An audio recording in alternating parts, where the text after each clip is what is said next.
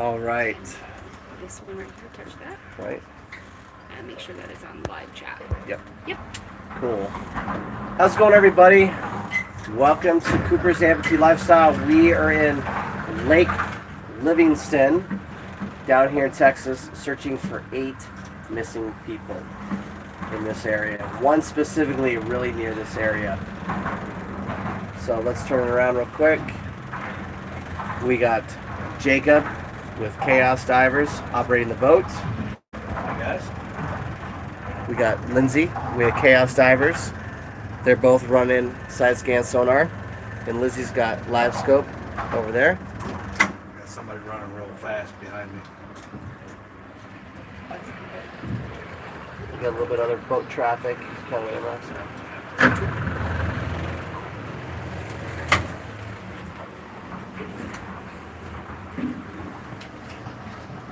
So if you guys are unfamiliar on what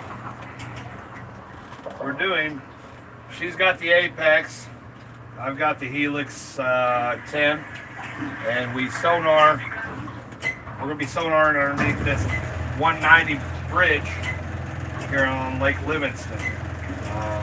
Searching specifically for Amanda. There's 8 people. Oh, there's 8 people, yes, but she can explain.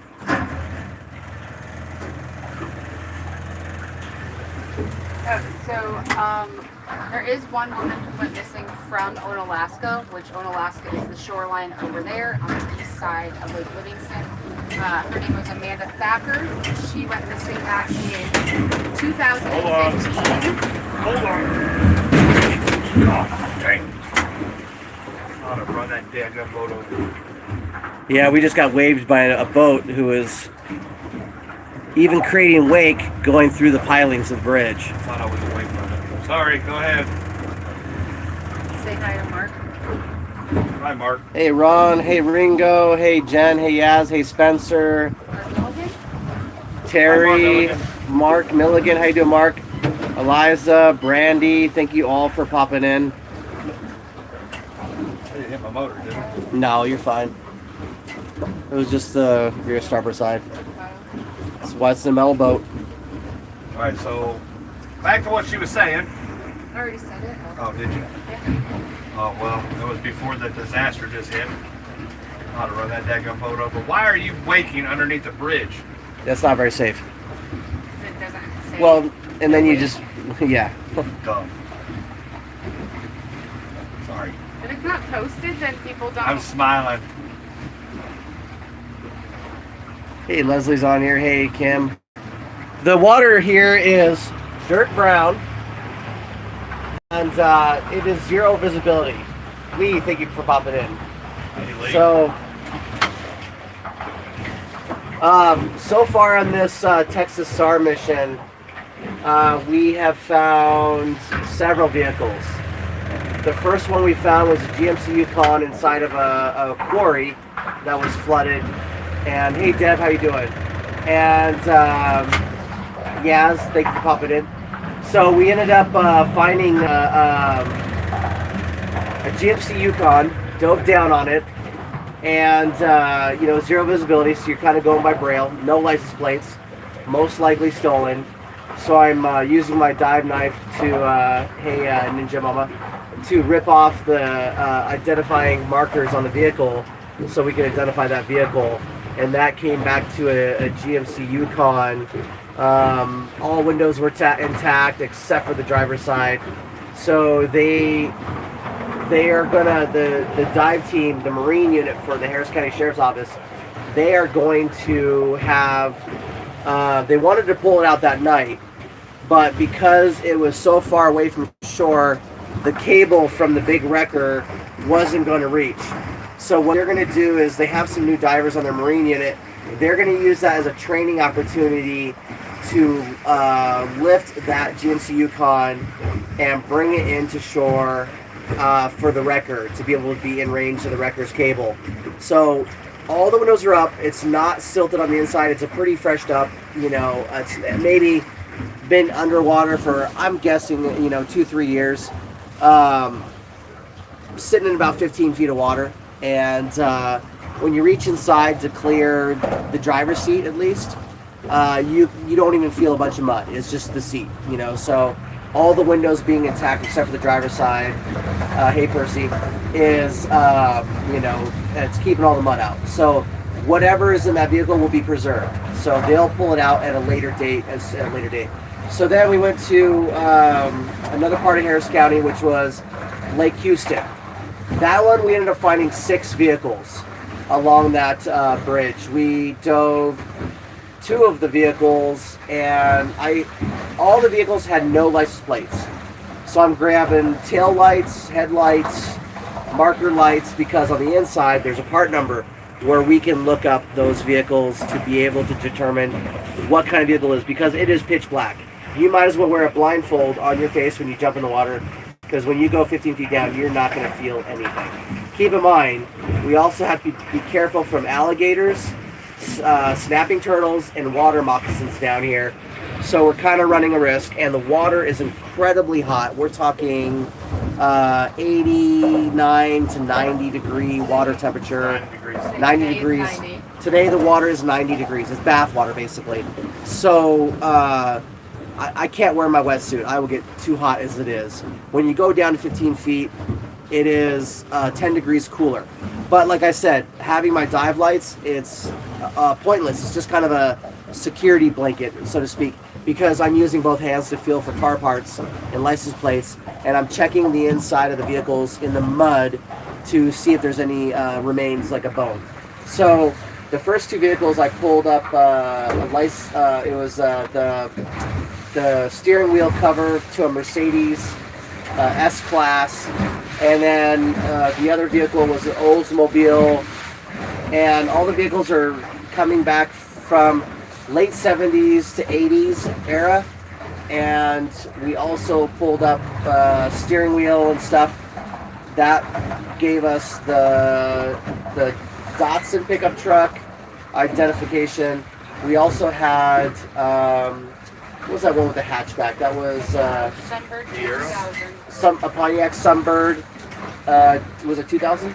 J2000. J2000. Was the model. And what was the other vehicles we had? We had one truck we couldn't identify because it was just in pieces. I don't know if it had a pretty bad collision before it went in the water, because there were pieces. Like when you find the steering wheel, that gives you an idea. Okay, I'm on the driver's side of the vehicle, and then you don't find the tire. You find the tire somewhere else. You know, so that tells me the vehicle sustained some kind of damage as it's probably going into the water. So you know, and that's probably how it ended up in the water due to a motor vehicle, accident or crash. Any other vehicles? What else did we identify? We did not dive the 6th one because it was unsafe. Yeah, the 6th car was unsafe. It's piled. A lot of brush is collecting at the vehicle under a bridge, and it's upside down, and the sediment is too deep. I was spending a long time digging out mud and clay, trying to get to where a license plate was, and you can't check your gauges at that depth. You cannot see anything. So I could hold a light and I could hold my gauge right to my mask. I'm not going to be able to see anything. So you have to be really on your skills. This is solo diving. Yes, I'm certified solo diver. This is crazy work. This is very technical diving, but we're diving within our skill and experience level. We're not taking any unnecessary risks. And you can also explain to them, how do you know that you don't have enough air in your cylinder? How can you tell when you can't see your gauge? So the question Jacob was asking, how can you tell when you're running low on air? Well, here's the thing. We're diving aluminum 80s right there, right? Aluminum 80s. The aluminum 80s will become buoyant at about under 1,000 to 500. They will start pulling you to the surface. It'll be like a balloon starting to fill up on your back, where it's raising you to the surface like a lift bag. Your regulator is going to start sucking to your face. It's going to be like trying to get that milkshake out of the cup through that straw. You're gonna notice a lot more restriction on trying to get your air. We're in the first atmosphere. The first atmosphere is 33 feet. So the fact that we're down 15 feet, you're already in that safety stop zone, right? So you could go up, just don't go up faster than your bubbles. We have a magnet that we mark the vehicles. So when we scan the vehicle, we also use the live scan, and we look at the vehicle. We drop the magnet until the magnet goes directly on the vehicle. I go down the magnet, the line. When I orientate myself with the vehicle, I take that magnet and I put it on the roof of the vehicle. That allows me to take one hand on the line and the other hand to search if I want to, where I can go out on the vehicle, look, and I can search a little bit away from the vehicle, like I'm looking for a license plate or anything else away from the vehicle to go work my way back to the vehicle because I have a hand on that line, so I'm not getting lost 10 feet away from the vehicle in the mud. We ended up finding a shoe in one of the last two vehicles when I'm searching on the inside of the vehicle trying to find human remains. We brought that shoe up, we checked it out, nothing was in the shoe, just mud, but we still wanted to make sure, because if we did find a bone, then we did not notify law enforcement of what our findings were, and then figure out what they want to do then. We also, after spending 3 days on Lake Houston, we went to, what's that area, that one lake we were at? Lake Shelton. We went to Lake Shelton to start scanning. Once Sheldon Lake. We went to Sheldon Lake. Another GMC Yukon, white, with the roof sticking out a couple inches above the surface of the water, on the end of a boat ramp, about 50, 60 feet from the boat ramp. So very fresh car in the water. So the law enforcement was already on scene. So wait for Harris County Marine Unit to show up, and we watching them work, filming them go out there with the big wrecker cable and from Priority Towing and hooking it up, and watching the Marine Unit, for Harris County pull that vehicle out. That was amazing seeing those guys at work. Top notch to those guys, and they were very helpful and really cool that we were there watching them do all that. Because when we find a vehicle, when we find a registration, we're going to call it in and see if they need to pull it because it's stolen, or if it's related to a missing person or whatever. We do have equipment to lift and pull, but this is their jurisdiction. We are just searching, finding, marking, and then passing it off to them. And if they want us to do the recovery, then we do the recovery. If they don't, then they want to do it, then they that's what they do. We're just a resource to help out. So they ended up pulling that vehicle out, that white GMC Yukon, the second GMC Yukon found on this trip, stolen vehicle. Freshly dumped, stolen vehicle, and so that's an open investigation. There was also a news article posted, about it, stuff like that. But anyways, that's all stuff you guys can research and find online if you want to. So now we are in Lake Livingston. And I'm sorry if I'm going really too quick, but I'm trying to catch everybody up to speed on our mission. We're in Lake Livingston, and we're scanning this bridge. I'm going to show you this bridge real quick. We're scanning both sides of this bridge in case a vehicle went off on either side. And so what we're doing is we're going right here, and then you can see the pillars or the pylons for the bridge in the shadow that they're creating on the side scan sonar. And Jacob can track our progress with the map. He knows where we are with the map, so he knows where the deep and the shallow areas are, so we can avoid, we can try to stick to the channels we have to. Lindsay also has her side scan up, so you can see the pillars on hers as well. And then we're just kind of, doing our best job we can, just checking out, looking for vehicles, scanning. Okay. So that's kind of a little catch up. We did, even though we've been very busy, it's been 90 some degrees down here, several thunder and lightning storms, which prevented us from diving one day because we're in a big metal boat. And so we had to back up, let the lightning storm go by, and then wait for it to calm down to continue our work.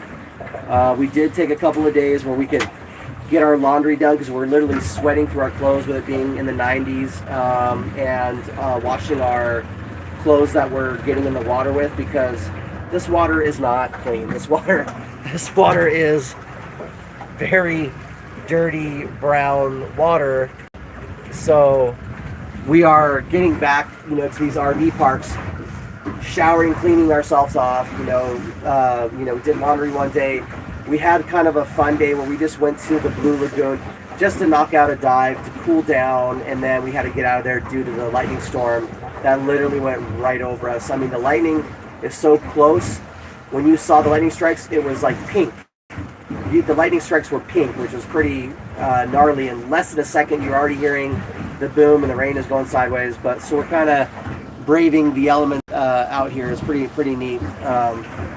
So we literally just got done scanning the bridge, so we're just kind of moving on, and we're gonna do the shoreline.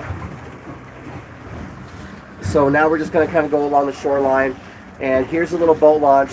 We are gonna go cover these boat launches to see if there's any vehicles that are in the water for these boat launches. The visibility is terrible.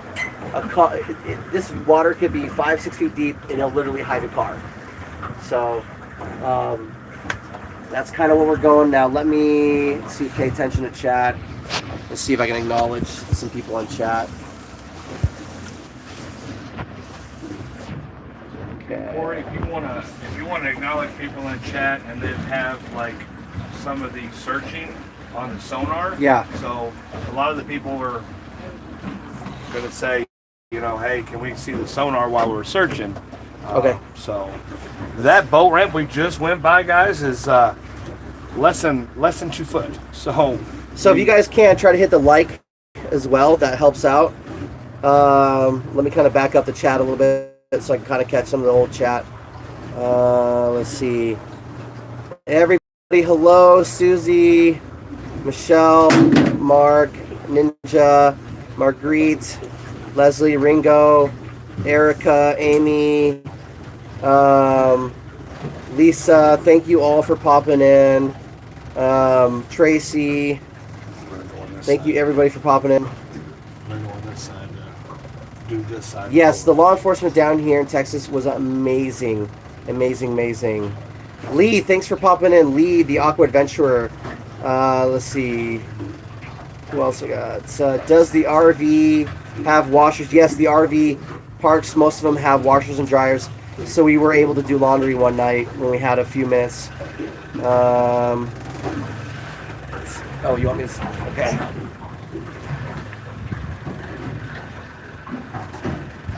Okay, who has questions? We're going to answer some questions right now.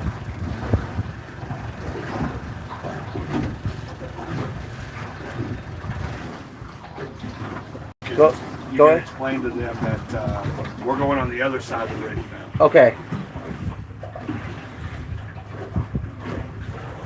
So now we're going to scan this side of the bridge, go up. We completed the whole other side of the bridge. Now we're going to do this side and work the rest of the bridge up to where the road connects on the, what would you call that? It'd be the northeast side. Northeast side. And this is is it man-made? They flooded it? So they kind of dammed it up. The Trinity River flows through here, and when they dammed it up, they were able to make the shoreline here. So yeah, it's basically the Trinity River that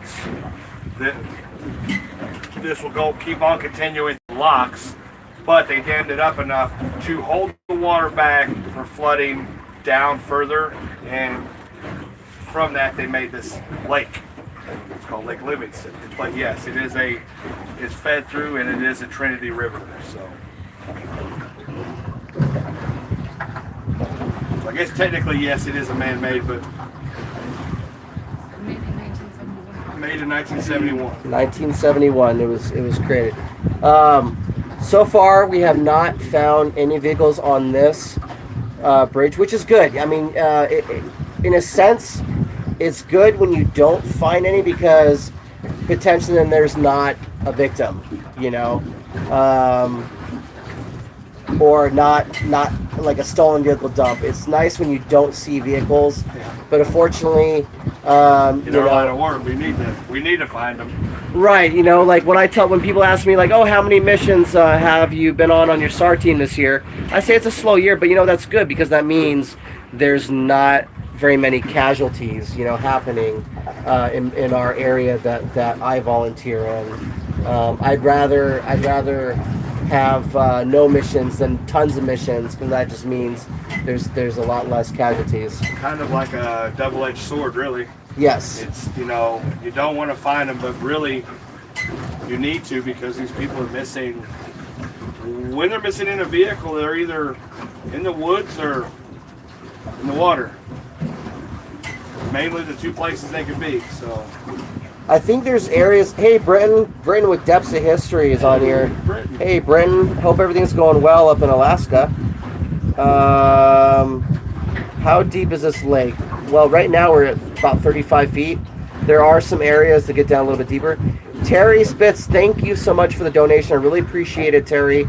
All the money that I raise on YouTube goes right back into my channel. Money that I raise for searching goes right back for future searches where I can put air in my scuba tanks. To fill a scuba tank, it's $10 now. I remember when I started diving, it was like less than $5. It was like $4.50 or something like that, and it was less than that if you bought a fill card. But now it's like $10, even if you buy a fill card. Let's see. The deepest this lake goes is the max depth is 90 feet. It averages around 15 to 20. 20. What? 15, 20. No, 23. Oh, 20. Okay, so this is a question from Western Wagal. So she's asking, so do you and Sam know when you should be heading out Washington State to search for the gentleman in Marysville that I talked to you about? No, don't worry, Sam and I live in Washington, so we're already there. We need to organize and start searching, and yeah, we did not forget about him. So I am going to talk to Sam when I do get back, and so we can start heading up there. This is something that's going to take several weekends because Sam and I work, but we have weekends off where we can start searching for the gentleman in Marysville on our weekends. And DJ, thank you for popping in, DJ. Gym leader DJ. Nancy, thank you for popping in as well. So what we just did, we just went through the channel of the Trinity River, and then now we're coming up out of the channel.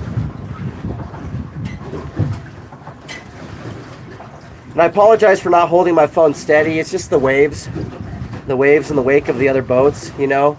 I suppose if I had a gimbal for my phone, it'd be a lot better, but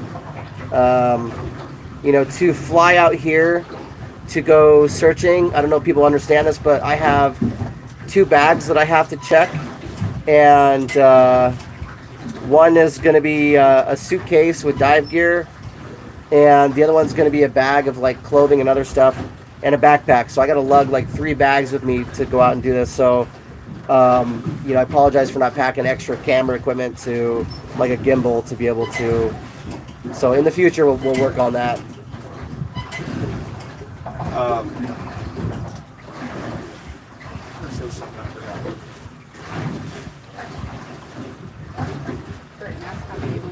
Here's the pilot. How many cars? Was it 7.5? Yeah. 7. At least 7 cars? Yeah, I think so. Yeah. And you can see the little bits of garbage. You know, little garbage. That's not a car, it's garbage. Here's the pilings. You'll know when you see a car. It'll be a big definite, you know, image on here.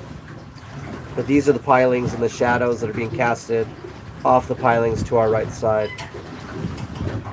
So you were talking about earlier about an article. I didn't realize what you were talking about. Or you're speaking about what Jake from SAR rescue? Yeah, Jacob from Gulf Search and Rescue, and so there's an article that was posted, and this is all public knowledge, where the Harris County Sheriff's Office, gave to the media post. So there was a woman's body discovered not far from where that white GMC Yukon was pulled out of the water. They don't know if the two are related. It is very possible that they could be related.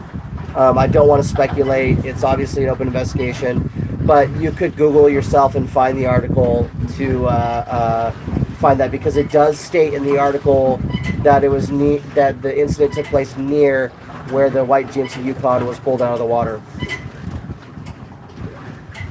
There was there's an anomaly in the that's just a rock. Like a rock. There's an anomaly in the water back there by the pool that we're going to check out with a live scope. Okay. We just haven't.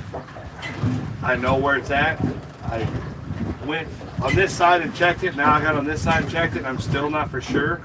So we're going to get the live scope out here shortly. I just didn't want to interrupt anything, because we're going to go down here. We're going to search the rest of this bridge here, and then we're going to go back to that spot, and then we'll. You guys will switch seats, and we'll get the live scope out so they can see what we're looking at. Right. So if you're not already subscribed to my channel, subscribe to my channel. I also have a Facebook, Cooper's Amputee Lifestyle, that you can also follow. I'd really appreciate it. It does help me out. Even though I've done, search and rescue and search and recovery for like over 17 years, I'm doing it, under the YouTube platform, working with great people like my friends Sam the Adventure Man and Jacob and Lindsay with Chaos Divers, and Britton from Depths of History, and Lee from the Aqua Adventurer. So the reason I'm doing this is, I've always enjoyed search and rescue, search and recovery. I want to be able to do more on my off time from work, so it really does help out, having more members and followers and subscribers on my channel, to be able to get more, to grow my channel, to be able to do this more, because doing search and rescue, search and recovery, it's expensive, and I'm literally at work giving my paycheck away to help fund, my SAR work. So the YouTube will help offset that if I can grow those channels.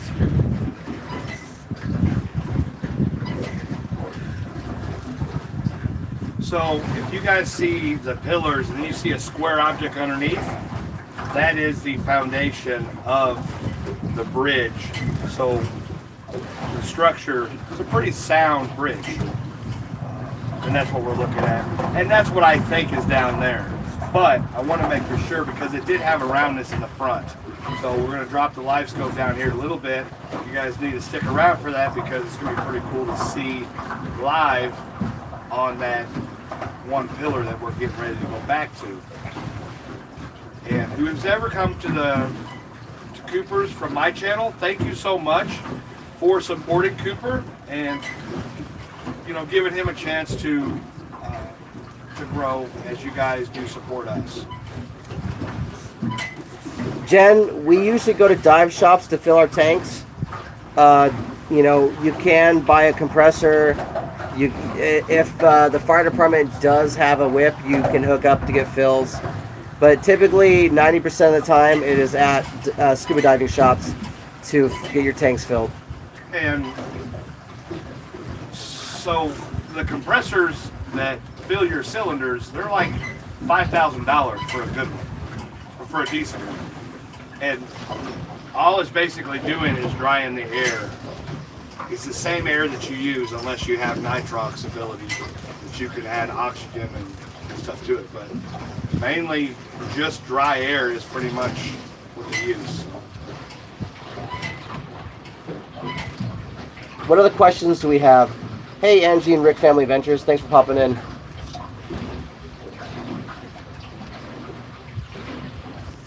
Yeah, this is the boat right here. This signifies the boat, and the black is like the water column, and then this will be everything to the right of the boat, everything to the left of the boat. So imagine gluing these two together, you know, where that's what would it be. So imagine that, gluing that and that together. I can actually take that out, but I like to see the water color because there's. And then here's the bottom, right here, just kind of here's the bottom, just kind of scrolling by. So the bottom is the bottom scan, so you're around 15 feet, 14. And this is 70 feet going this way. So imagine you shining a flashlight this way at an angle. That's the shadow on the back of the pillars. The white is the actual pillars.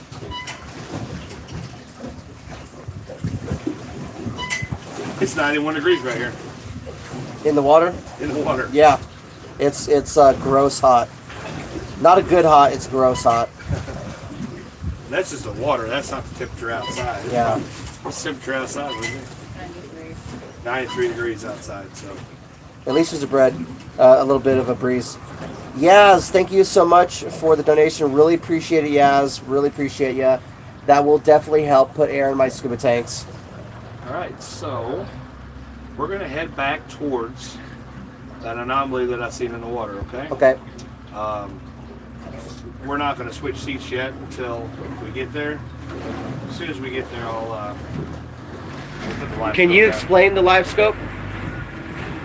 So the live scope is almost like an ultrasound. It's showing right now detail. You can see fish, you can see the object in real time when you're moving it around. It just gives you a better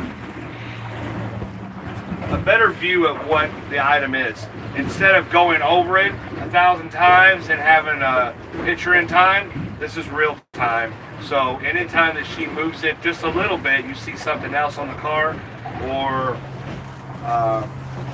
we can determine if that's a vehicle or not by just putting the live scope down and making sure we go around it. So it's pretty cool. So Kim, we usually focus on searching when it's time to search, but fishing, Jacob and Lindsay are great anglers. Me, myself, I'm a spear fisherman, so I catch fish by using spear guns in my waters at home in Puget Sound. But Jacob, why don't you explain some of the fishing, and then I'll have Lindsay explain some of the fishing that you guys have been experiencing in the past on your off time. Here in Texas? Yeah. Or just here? So when we go to these campsites or when we go somewhere and there's a fishing hole, I mean, you got to have downtime. So when we're not working and searching, I'll take Lindsay and we'll go fishing. Fishing is kind of cool. Actually, no, kind of hot. But she's actually caught her biggest fish, and that was pretty awesome. So. What'd you get, Lindsay? Smallmouth bass, bigmouth bass? Largemouth bass. I said it was 10 pounds. Jacob said it was like 2. Most of the time, though, the only bites that I get are mosquitoes and ants. So I'm still learning. We've caught probably 8 or 9 since we've been out, but we'll go fishing like 11 o'clock at night or 10 o'clock. So I mean, to say we're.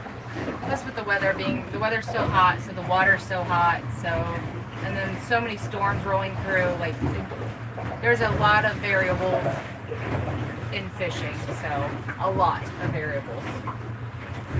So kind of one of the ways that we are combating the heat is we're kind of like working, second shift basically, where it cools down like 10 degrees at night or when it's rain or thunderstorm. So usually what we do is we work until night. We don't get back to our campsite until it's like 10 o'clock at night, sometimes 11 o'clock at night. We park, hook up, get the AC going, go shower, whatever, try to make something to eat. They'll go fishing. I'll kind of just unwind and kind of do, maybe call my wife, let her know I'm okay, I'm off the water. If you use sunscreen? Yeah, did I use sunscreen? Yes, I have sunscreen on right now.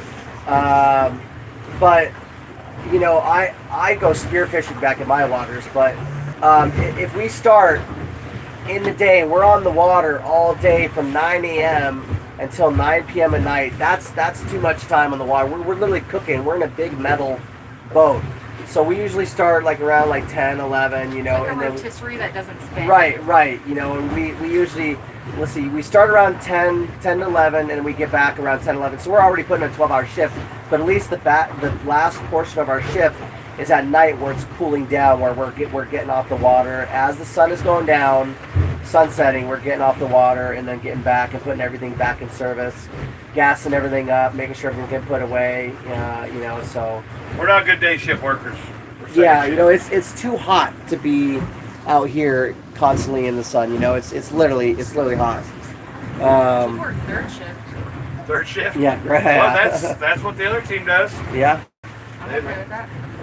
Yeah. What, Florida State Sonar or whatever? Sunshine State? Yeah, working at night. Sunshine State works at night in Florida. The last, like, least amount of traffic, at least. Yeah, least amount of traffic and a little cooler. Like, it's still warm. It's just, the weather here is so unpredictable. Yeah. Also, just a reminder, I've started doing merchandise on my, later after this video, on my channel on the banner. You can click where shirts are. I am going to be having more designs put up, but I think I got 3 designs up there so far. For t-shirts, you can create t-shirts, mugs, whatever, you know, it lets you customize whatever you want. Hey, Down Under Dan, how you doing? You know, Down Under Dan all the way from Australia. Nice to see you. And, you know, so that's kind of something new I'm kind of putting together, is getting my own merchandise. All the money that I earn from YouTube goes right back into my channel, you know, so, what do you got, Jacob? Let's see if we get Just rocks. just more rocks. Yeah, I'm not looking at.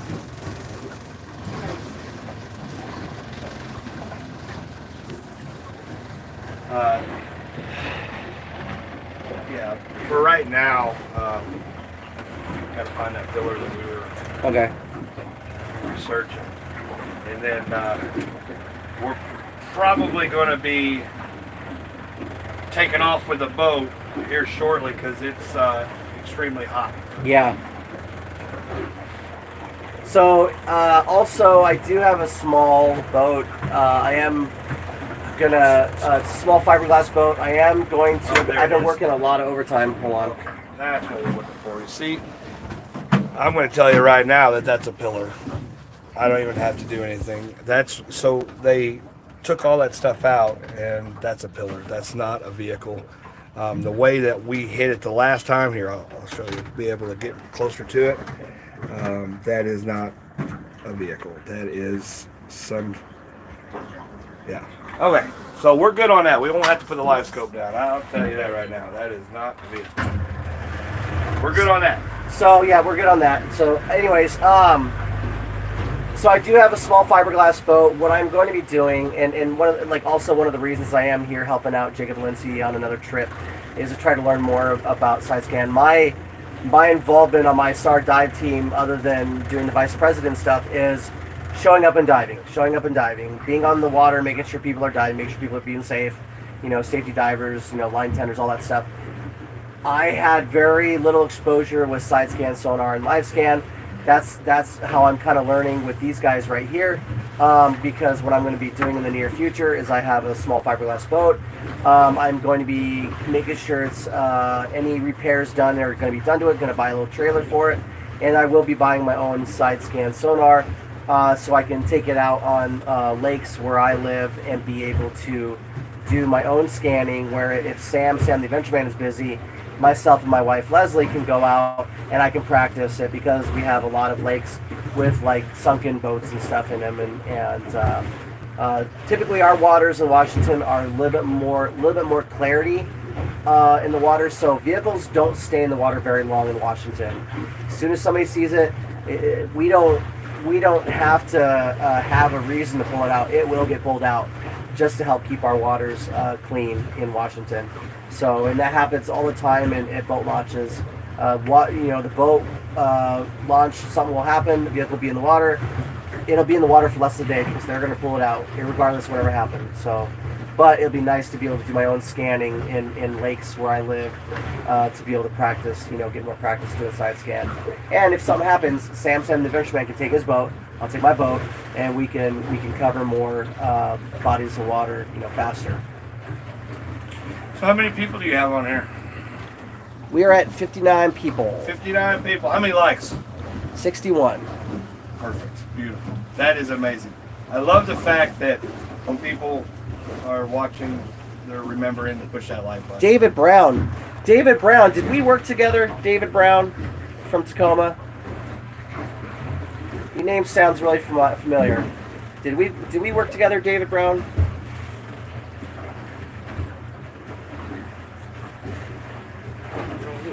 I don't know. I feel like I've worked with David Brown before. No? Okay. I thought I worked with David Brown on McNeil Island. So, my apologies. I've worked with somebody by the name of David Brown on McNeil Island. So, okay, let me turn this around so you guys can see something other than my face. So, beautiful day, very hot. The water is gross hot. It's brown water.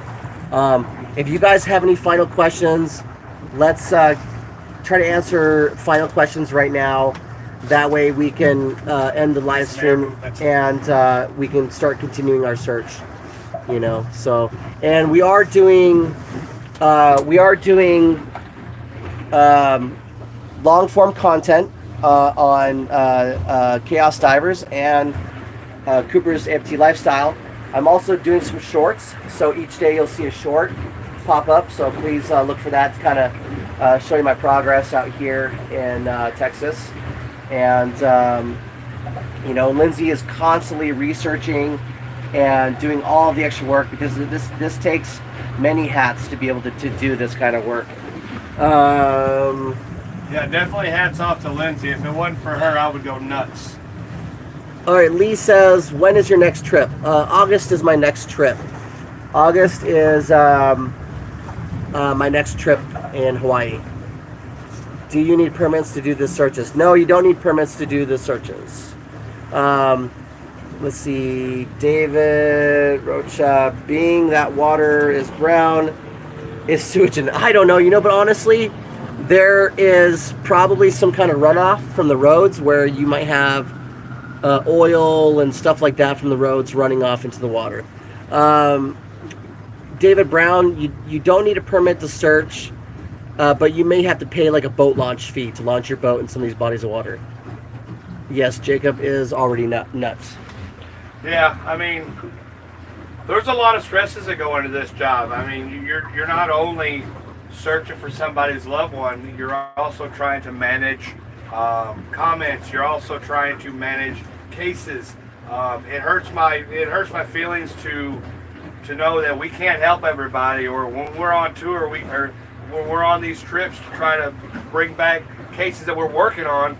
People are expecting us to go to different places. We can't get to them as of right now. We have to wait. It hurts my feelings to say that. So when Lindsay is constantly monitoring everything, it takes a lot of stress off of us to do that, and to me to do these searches and keep my head on straight. So, and Lindsay keeps me in line, because sometimes I get a little aggravated because of the beautiful comments people leave us. Some of them do. Hey Jason, 3 a.m. Forge, awesome guy in Canada, blacksmithing stuff. Check out his channel. 3 a.m. Forge, I need to send you some money for the dive knife that you made me. Please remind me later so I can send you some money for making that stuff. Also, Angie, Rick and Family Adventures question. Chaos, any plans on coming back to Kentucky area? Yes, we have. We do have cases in Kentucky. We got cases all over the country right now. Like, our plans are to go up north next. I'm sorry. Is it up north next? When we get home, yeah. When we get home, we got a case up north. We're go up there. Then we do have a couple cases in Kentucky. So we're busy. That's all we do. Search 24/7, 7 days a week. I mean, it's what we're doing. Yeah. Like, we don't take breaks. So people have to realize that some people say, well, I ain't going to support somebody who just goes around and does this and does that. I'm sorry. I'm okay. Well, you know, mental health is what Jacob's trying to say. Is mental health is a very important thing. You know, without mental health and being able to manage stress, That's why you get people that may end up with self-harm, like suicide cases. In my experience in SAR, for many years, a good number of the people that we are looking for are self-harmed. You know, as sad as that says. You know, suicide is kind of a taboo subject. I myself personally, I've known people that have committed suicide. You know, quite a few of them, which is very sad to say. But you know, mental health is a very important thing. Doing this kind of work, you know, people deserve to have a time off and to be able to go, you know, get their checks and balances out of the way so they can be mentally sane. You know, we really appreciate everybody supporting us and helping out with donations, because that really does, it really does help, you know, put air in our tanks and gas in the vehicle and be able to, you know, get a sandwich, you know, to help get our energy and stuff. You know, when somebody says something bad, I mean, it's kind of like, hey, we need to take a break too. We can't just do it nonstop. You know, it's not fair. It's just like this. I want you to go to work every single day for 8 hours. Every single day. More than 8 hours. We're working 12 hours a day. In a hot heat, and I want you to keep doing that for 200 days. Yeah. And see how you feel. Yeah. No, I've been taking a look at the clock. We've been working like 12 hours a day basically, you know, and I myself have been exhausted. Where I get back, it's okay. I dove on 2 cars a day, or I dove on 3 cars a day. You guys go ahead and go fish at the lake. I'm gonna just unwind, call my wife, you know, just check out my phone and just enjoy the air conditioning, drink some water, and then crash. You know, it's just you know, the heat on top of it just kind of takes it out of you. But you know, this is what we do. This is a skill we have. This isn't for everybody to do. It's a very dangerous job. I mean, like I said, we're diving in pitch black water. Taking a flashlight is pointless, but I do it because it kind of gives me peace of mind. Not only that, if I pick up something and I shine the light behind it, it creates a small silhouette, so I can kind of have an idea what I'm grabbing off the vehicle. You know, like when I grab the shoe, I try to make a silhouette of it, and I said, okay, I think this is a shoe. It's either a shoe or an armrest. You know, I'll throw it in my bag. You know, we'll figure it out on top side. But you know, it's not an easy job. I don't mean to ramble, but you know, just kind of clearing the air, you know, because some people are kind of, you know, judgmental. So I mean, you know, we love helping these families, and we love meeting you all, and we love absolutely everything we do. It's just, you know, our time's our time, and answering questions at 2 or 3 o'clock in the morning, I will, and I do. So it's not like when we're off work, we're still working. Yeah. I've yet to see an alligator in the water, or a snapping turtle. There are other little turtles, and I did get to pick up one of the other little turtles. Hey, Ride or Dive, nice to see you. Lee, I'll visit you next year. So I did get to pick up a turtle that was in the road. I picked it up and went near the lake, and I sat it down, and it poked its head out, and it saw the water, went boom, right in the water. You know, so I got him out of the road where it's safer. I did bump a catfish on one of the cars I was diving while I was searching.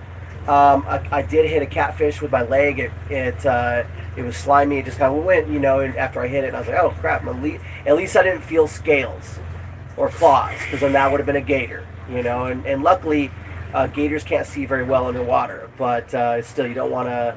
The website for this lake says, if you come in contact with a gator, fight like your life depends on it. Duh.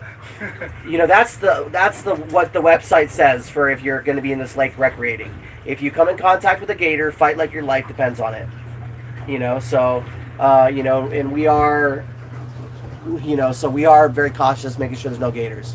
I don't know. You could take pictures of gators in the water, but I don't think they're going to be able to see very well. We do need to wrap this up. We are almost at 50 minutes.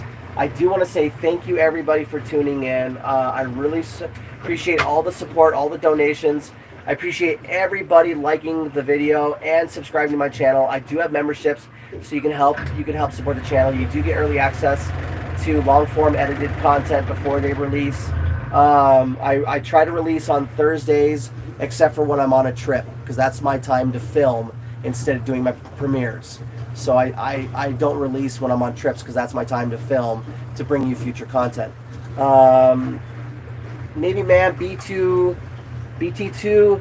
for what you have to do, and as a good of the people, you don't have to make excuses. No, I really appreciate it. We really do.